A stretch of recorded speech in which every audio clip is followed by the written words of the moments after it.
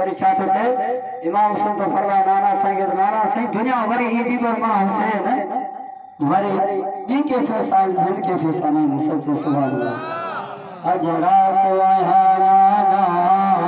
मेहमान मदीने में अज रात आया नाना मेहमान मदीने में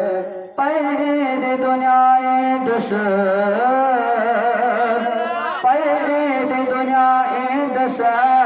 वरी मान मदीने में अज रात आया नाना मेहमान मदीने में अज रात आया नाना मेहमान मदीने में सुभान अल्लाह अध रात थे दुसराहे नाना उठड़न ते चढ़े दई तरड़ा हवेली के तहज्जुद जी नमाज पढ़ी नाना अध रात राई थी मदीने में अध रात निकरंदुसि दई तरड़ा हवेली के तहज्जुद जी नमाज पढ़ी मालूम थियो ओ खुदा वारो चंडिया सुबह जो गोठ वारो मालूम थियो तो तहज्जुद जो नालो नमाज जो लिखायूं अध रात थी दुसराही नाना उठड़न ते चढ़ी दई तरड़ा हवेली के तहज्जुद जी नमाज पढ़ी बुधंद सन मदीने जी बुधंद सन मदीने जी आजान मदीने में अध रात आया नाना मेहमान मदीने में अज रात आया नाना मेहमान मदीने में पैद दुनिया दुस पैद दुनिया दुस वरी मान मदीने में अज रात आया नाना मेहमान मदीने में अज रात आया नाना मेहमान मदीने में सुभान अल्लाह दिल खोले जो सुभान अल्लाह कद चौरा कद पड़ा तो बड़ा ही करी दिल सबको सुभान अल्लाह तुझे शहर में बचड़न जी शादी में कराया असगर ऐं अकबर के हित घोट बनाया पूरी मुझे पूरी मुझे थी कान मदीने में अज रात आया नाना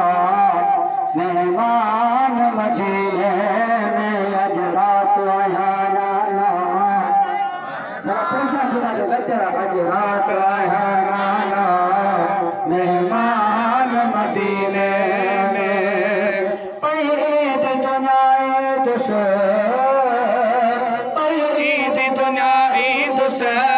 वरी मान मदीने में अज रात आया नाना मेहमान मदीने सुभान अल्लाह सुभान अल्लाह मुझे सुगरा दी पारत थे मुझे न्याण अकेलिया न भेड़ न भाव हटे न साण सहेलिया न किधर जोरे आको न कुधर जोरे आको दरबान मदीने में अज रात आया नाना मेहमान मदीने में अज रात आया नाना मेहमान मदीने में पैद दुनिया दुस पैद दुनिया दुस वरमान मदीने में अज रात आया नाना मेहमान मदीने में सुभान अल्लाह सुभान अल्लाह आखिरी मिसरा साथ केतरो इश्क है पर जज्बो रखायो इमाम हुसैन जी मनकबत में रिसात केतरो जज्बो रखायो साईं किथा का आया सतवे नाम शादा ता पर इश्क जो इजहार कयो सब तो सुभान अल्लाह कजद्वात बने दिल पर इम्तिहान में पास किया कजद्वात बने दिल पर दिया